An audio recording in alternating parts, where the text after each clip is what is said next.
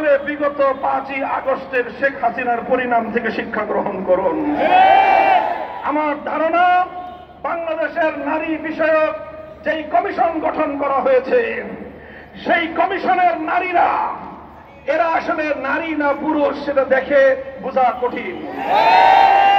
এই জাতীয় না নারী না পুরুষ তৃতীয় এক প্রজাতির লোকজন দিয়ে আপনারা যেভাবে বিতর্কিত নারী অধিকার সংস্কার বাস্তবায়নের সুপারিশ করেছেন, এটা বাংলাদেশের আপামর তৌহিদি নারী জনতার প্রতি একটি চরম অবমাননাকর প্রস্তাবনা হয়েছে।